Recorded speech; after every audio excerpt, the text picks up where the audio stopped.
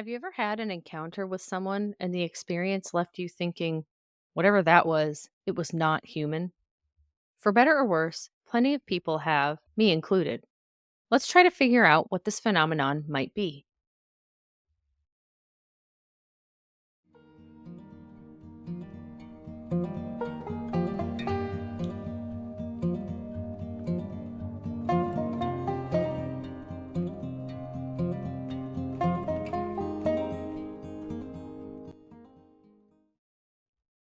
My encounter. I traveled to Chicago once to visit some old friends, and this was around 2015. I went out on the town with my buddy Kyla, and I was not a person who would get wasted. I never knew her to be that type either, so that made this night kind of strange. She took me to what she called a punk bar in a neighborhood I had never visited when I had lived there previously. Cool. I like punk bars, but this was not a punk bar. It was a goth bar, mostly staffed by cross dressing stripper types. Unexpected, but I was down for the experience.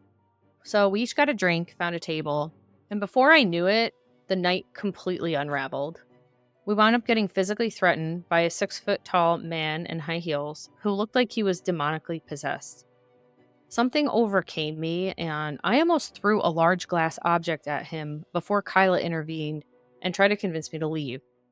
This sort of reaction from me was completely irrational and atypical. I don't know what overcame me except extreme anger toward this person who was yelling at us for no reason and he was flipping me off.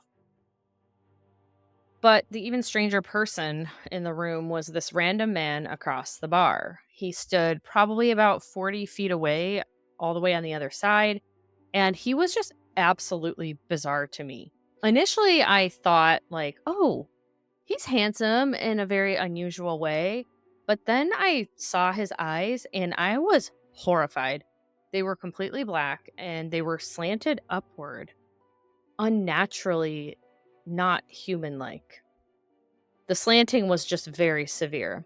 And he wasn't Asian, okay? He was like a white guy. And he looked at me like he hated me.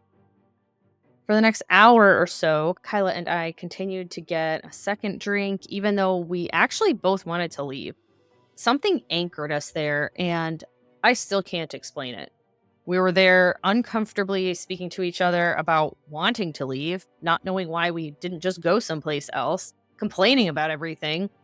And every time I looked up, the weird guy with the jet black slanted eyes was glaring at me from a different part of the bar, and it's almost like he was getting closer. I am creeped out and disturbed by this guy and the entire experience. Yet, I'm also having these intrusive thoughts come into my brain like, maybe I should go to that hallway over there and wait for him. And then my rational mind would kick in and say, what? No, why would you ever? And this internal argument carried on for a while. I wanted nothing to do with him. He was creeping me out and scaring me, but I also felt compelled to do something against my own best interests. And that's the part that bothers me most. It felt like there were intrusive thoughts getting into my brain, telling me to do things I 100% did not want to do. Finally, Kyla literally pulled me out of that bar and got us an Uber to go back to our Airbnb. Well, I blacked out at that point. According to Kyla, it was a very bizarre ride where I got us lost several times. The first Uber driver dumped us off in a strange part of town, refusing to continue. And the second one finally looked at the Airbnb listing on my phone and got us to the right place. For some reason, it was impossible for either of us to tell this person where to go. I can't explain that. Anyway, it was all the way on the other side of the city from where we wound up, and poor Kyla actually wound up spending about $100 of her own money on this insanity. This dragged on for hours, apparently, and I don't remember a thing. I only had 2 drinks, though, so I can't understand what was going on. I want to say that there was probably something slipped into my drink for sure. That would explain the blacking out. That would explain the awful feeling the next day. But I also can't forget about some things that have nothing to do with being roofied, and that would be the deranged look and behavior of the cross-dressers who yelled at us for no reason. That doesn't explain the horrifying guy with the all black slanted eyes. And it doesn't explain my irrational thoughts either to start a violent fight with a full grown man who was scaring me, or to go and put myself in danger by waiting for another man who was scaring me and separating myself from my friend. I have never had these sorts of inclinations in my entire life, no matter how wasted I've been. And it didn't hit me until years later that maybe I was encountering a room full of demons, or at least demonically influenced people that night. Other people have had their own encounters with people who, for better or worse, also did not seem human. Let's explore some of those stories. The following stories are user submissions from various online forums. Demons. Many people have encountered someone who, for all intents and purposes, makes them think demon. This can be because of the automatic feeling they give the witness or something about their appearance, such as black eyes or a sinister grin. Story 1. Creepy garage sale haggler. This happened when I was a kid. One day my mom, sister, and I were sitting outside having a garage sale. This man comes up and starts looking at stuff on the tables. Something about his energy just set my teeth on edge, and he just felt off. My little sister suddenly tensed up out of nowhere and looked extremely uncomfortable. My mom was also radiating sheer panic. All three of us felt this man was just off or evil or something. He started asking to buy stuff for less money, and my mom instantly agreed with his prices, which is totally out of character for her. He got some really great deals. I was feeling pretty indignant about his audacity, but I realized my mom was just trying to get him gone faster. He just was oozing some sort of weird evil energy, although on the surface, he seemed polite enough. He paid for his stuff and left. The three of us just looked at each other and breathed a collective sigh of relief. We'd all felt exactly the same thing and confirmed that none of the others were crazy. Story 2. Blocked Mind Reader. My husband once told me how he ran into an old childhood friend when he was in his early 20s. He said the kid was always a little strange, but nothing too crazy. I guess while they were sitting there just catching up and talking, my husband suddenly felt a really uneasy feeling as the dude just stared at him with a strange intensity in his eyes. My husband said he felt like someone was poking around in his brain, so he did what any horror movie watcher would do in that moment and thought of a brick wall as hard as he could. After a couple minutes of this, the dude broke the silence and shouted, "Stop!" and then tried to carry on a conversation like normal. My husband never reached out to him again after that. Story 3. Demonic Customer. I worked as a cashier in a grocery store when I was in high school. Once a woman came through, perfectly normal looking, well dressed. She just bought a few things. When she gave me the payment, I turned around to put it in the drawer, then turned back around with her receipt and change. I told her to have a nice day and made eye contact. The best way I can describe this was it was like she pulled up a shutter on her eyes and they were just pure evil. Her face was still pleasant, but her eyes weren't human anymore. She saw my face and then she smiled. She knew that she had scared the hell out of me, and she was amused, like she did it on purpose, and it gave her a thrill. I felt like I was frozen, and then she blinked, and her eyes were normal again. She nodded at me and walked away, smiling. I immediately turned the light off on my check lane and went up to customer service and told them I needed a break. I sat in the smoking break room and shook. I have thought about this a lot, and the only conclusion I have come to is that she was a demon or something really evil or powerful. The part that bothered me the most is why she chose to show me and why she got such a kick out of it. Story 4. Evil Mannequin Man. I truly don't know if this is just being young with a wild imagination or if it was real life, but I'll never forget it. When I was younger, maybe 7 or 8, I was riding the bus home from the local mall and I wanted to surprise my mom with a birthday gift for my saved up allowance. During this time, I had no cell phone. So to pass the time, I just stared at the floor until I heard the speaker announce my stop. I got this eerie cold feeling of dread and loneliness and the feeling of being watched. I couldn't shake this feeling, so I ended up looking up at the seats, and there was this tanned man with the most vibrant green eyes. He looked just like a mannequin with no details in him. He was staring directly at me and just grinning. I felt stuck. I froze at the sight of this man. I couldn't take my eyes off him. The sight of him made me feel hollow and filled with regret, loneliness, fear, and despair. He just felt evil and unreal. The second I heard the speaker turn on, I stood up and got off even though I was still far from home. I went to a local payphone and ended up calling my mom to pick me up and ruining the surprise of her gift. Story 5. Devil in New Orleans. I'm a lifelong New Orleans native. I still live here. I've seen a lot of strange people. I worked as a bartender on Bourbon Street and would meet all kinds of characters. Some scary, some not. Well, I'd say about 15 years ago now, I was dating a guy who played saxophone in a brass band. After leaving one of his gigs together, we noticed an older white man behind us. He wasn't dressed weird or strange. If anything, he had on a really nice suit and jacket. The first thing I noticed was that he had a really nice voice and a very intriguing presence about him. He walked up to my side and said, "Good evening." We replied the same. He asked if we were locals, and we confirmed his suspicion. As he is speaking, I look into his eyes and realize they're gold. Not like hazel or golden brown, straight up gold and almost shimmering and glowing. We continue our way chatting about the weather, city, etc., and part ways about 3 blocks up. As we have a few blocks left to go, I happen to look at the license plate of a parked car. It said 666 in the numbers. I didn't think much of it. But the next car we pass, the license plate said saved. Okay, weird, considering the last car, but I still don't mention it to my ex. Then finally we make it to our car, and I swear I'm being completely honest here, it said 666 in the numbers again. So I finally say something to my ex, and he cuts me off and says, "We have passed some weird license plates tonight."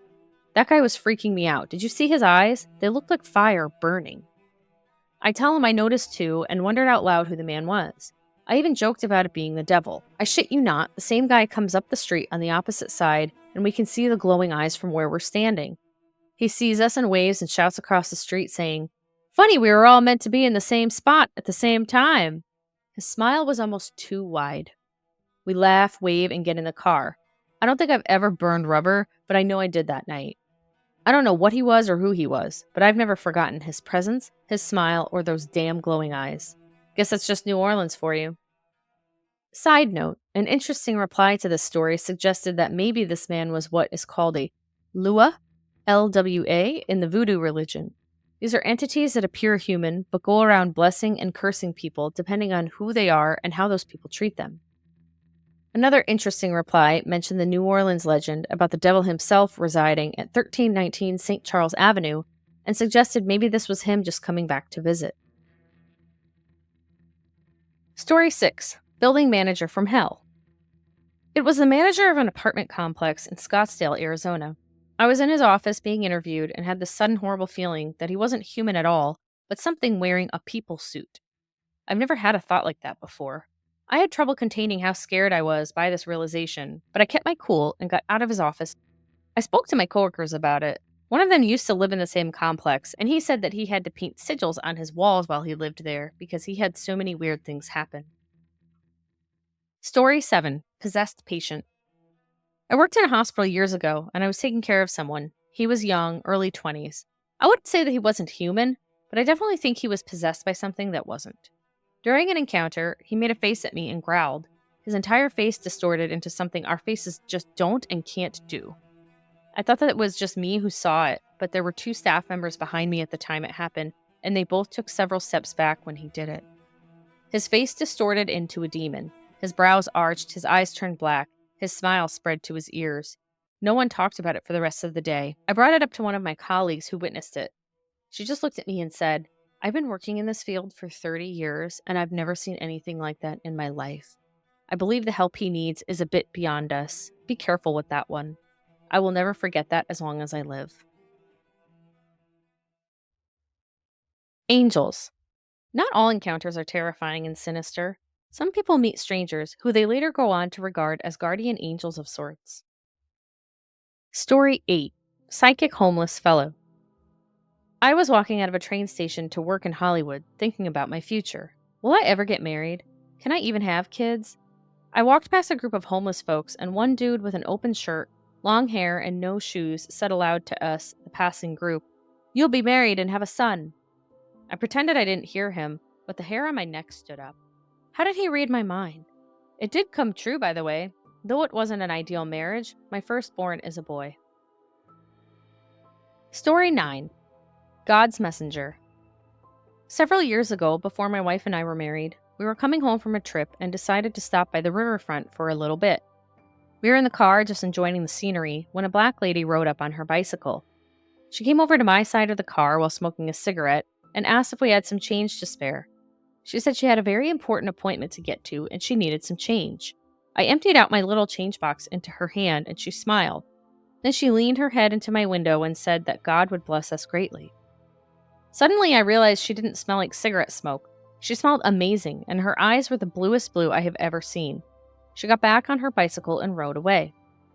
A few years later, we found out that my wife probably wasn't going to be able to carry a child. But against all odds, she did get pregnant. Shortly after our daughter was born, I went to the cafeteria to get something to eat. While I was eating, an older man and woman started to walk past me, and the woman stopped to turn to look at me, and I saw those same blue eyes. She patted my hand and said, "I told you God would bless you." It took me several weeks to tell my wife what happened. I still don't understand any of that, but I'll never forget it. Story 10.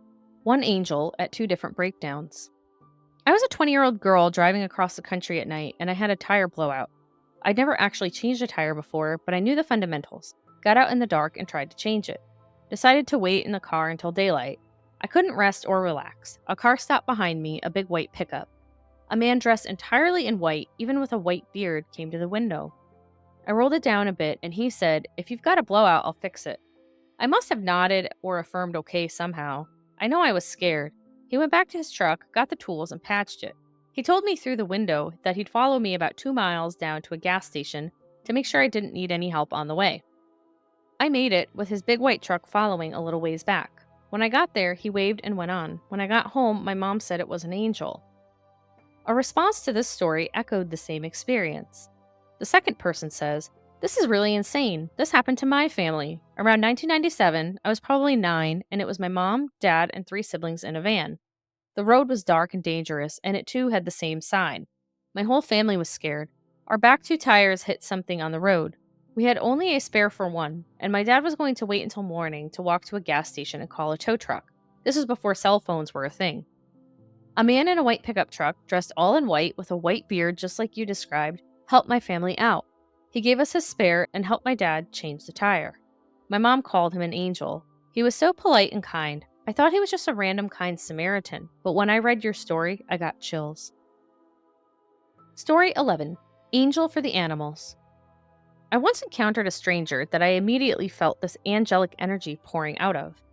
I was in the veterinarian's office, and this guy walked in, probably in his late 20s, wearing a mechanic's uniform. He was tall and thin and attractive, not super good looking, but radiating a warmth and peace that was so palpable, unlike anything I had ever felt before or since. Everyone's eyes were glued to him. There was a small dog that had been shaking and crying in pain for the last 20 minutes. The man simply walked over, squatted down, and looked in the dog's eyes. Immediately, the dog stilled and quieted. It was beautiful. Story 12. Grandma Guardian Angel. I got into some trouble with a friend when I was a young girl. We decided we were going to sneak off to Chicago on an Amtrak without telling our parents to hang out with her boyfriend. Everything in the universe was telling us not to do it.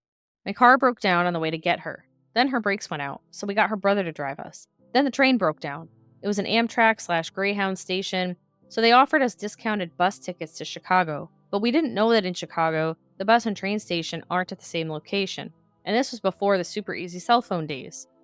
We were visiting with the adults who were like, "You what? And did what? And your parents don't know what?" We thought it was so funny until we arrived in Chicago and didn't know where we were. We started wandering. It started getting dark. We ended up in a more rough area, and we began getting pretty uncomfortable. Out of nowhere, a tiny old lady abruptly asked, "You girls lost? You shouldn't be here. Come with me." She started walking along, chatting with us in a pretty soft-spoken, friendly tone. She said she'd been a school teacher and was involved with horses, and asked what we were doing and where we were from. We told her. She reiterated that we shouldn't be there without telling our parents, and said she knew of the hometown we were from. It was almost the state capital. I said, "Yep, only lost by 1 vote." She said, "No, dear, they won by 1 vote. Here, you're where you need to be now." We turned to thank her, and as God is my witness, she was gone. I realized at that moment that we never told her we were going to the train station. Nobody had bothered us or even looked at us the whole walk. My grandmother, who I was very close to, was a school teacher, and my family owned a racetrack in my state. Also, most importantly, when they retired and moved to the small town we all ended up relocating to, when it had almost become the capital, my grandma always said it had won by one vote instead of lost, because if they had become the state capital, it wouldn't have been the quiet, charming little town it was. I believe that it was some sort of protection from my grandmother. Even my friend who knew my grandma was like, "What just happened here?" We called our parents, confessed our wrongs, and went home. Story 13: Miraculous Hospital Healer. I did have a strange encounter with a most beautiful old lady. Soft, pure skin and crystal blue eyes, soft, silky white hair, and short in stature. She came walking up to me in the hospital one day as I was rushing about, anxiously trying to find someone to help my husband in the ER. He had had an epileptic fit and fell backwards, which caused a severe head injury. While we were waiting for him to be attended to, he kept convulsing and vomiting. I was beside myself. The woman walked up to me with this beautiful, calm smile on her face, put her hand on my husband's head, and said, "He'll be fine." Calmness overcame me, and just the same way she appeared, she disappeared between the people in the ER. My husband had an MRI scan done, and he had no brain injury or any form of bleeding on his brain. That's pretty miraculous, as the way he fell backward with blood spraying out of his nose to me was a sure sign that he did get a brain injury. I sometimes wonder who she could have been. An angel, maybe? Vampires. Story 14: Robert. There's a fascinating audio file of a man who called into the radio show called Into the Fray, and he recounted his tale of meeting a man who seemed to be a vampire, or at least very ancient and bizarre.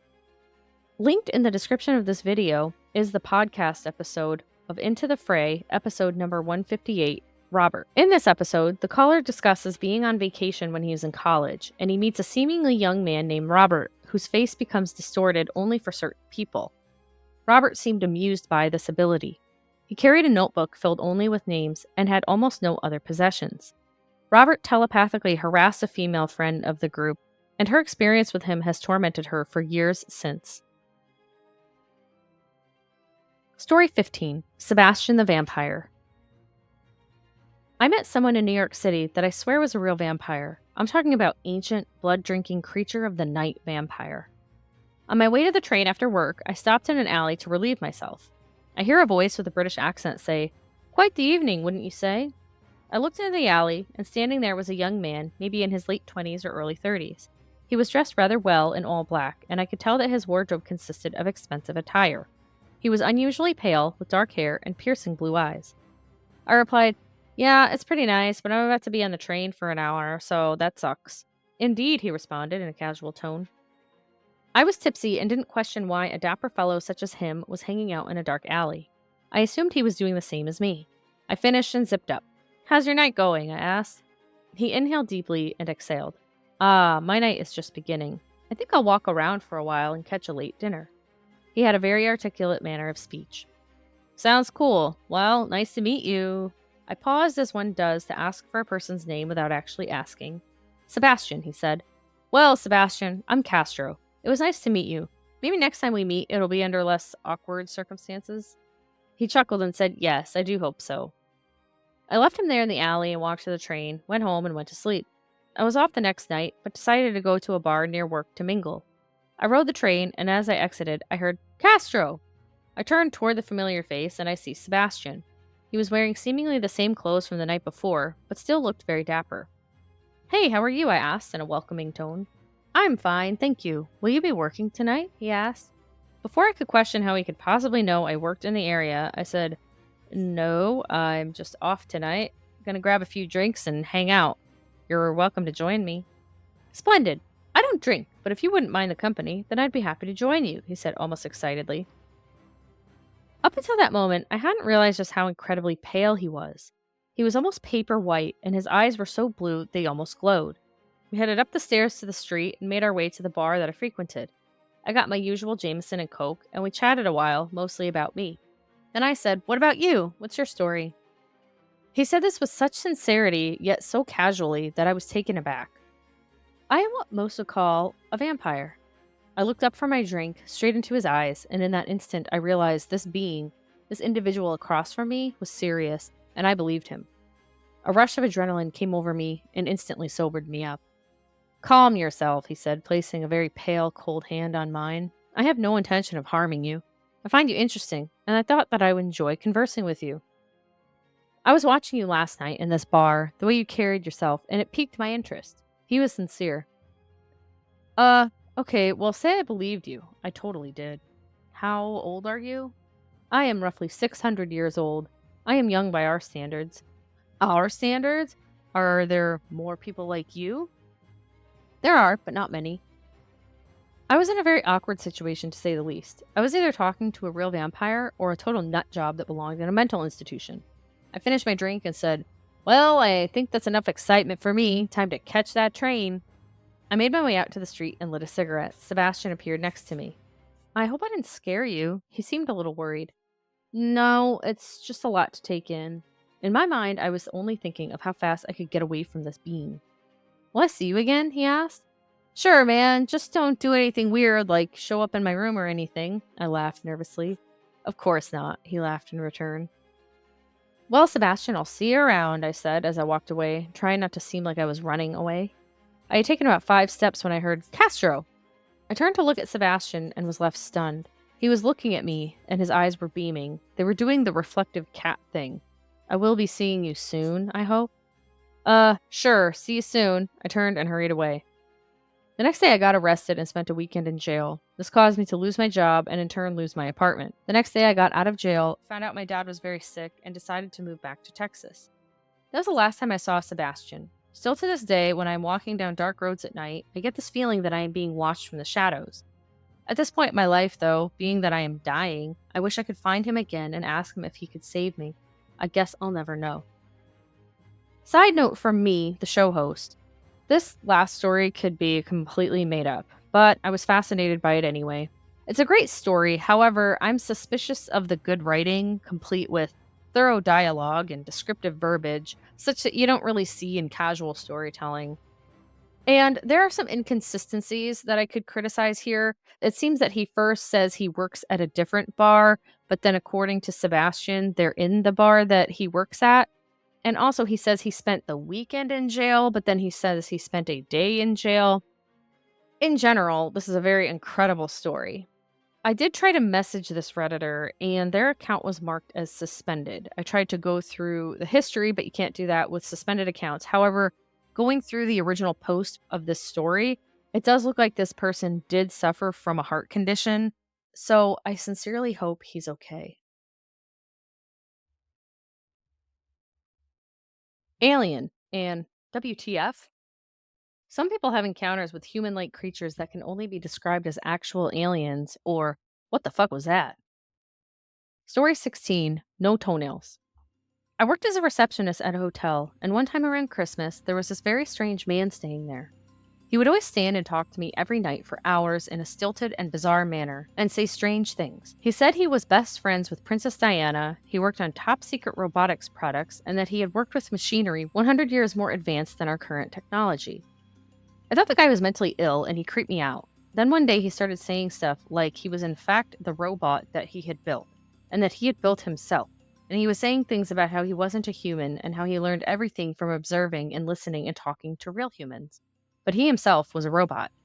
Then he started saying that the only way people ever found out he was not a human was because he didn't have any toenails. On New Year's Eve, he came out of his room in his pajamas with no shoes or socks on, and sure enough, he had no toenails. It wasn't prosthetic feet or anything, it was just totally smooth skin with no toenails at all. His skin was perfect, not a spot or scar or freckle or wrinkle, and the guy otherwise had the appearance and demeanor of someone in their 70s, but the supple skin of a 17-year-old. Thinking about this guy still creeps me out to this day, and if anyone I have met in my life was a non-human entity, this guy was it. Story 17, Man in a Skin Suit. About 1 week after I had moved into my current flat, this weird man knocked on my door one afternoon.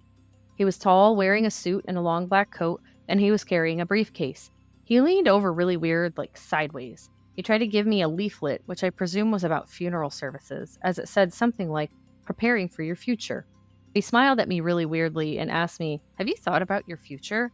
I just knew I wanted out as soon as possible, so I just said, "No thank you," and shut the door.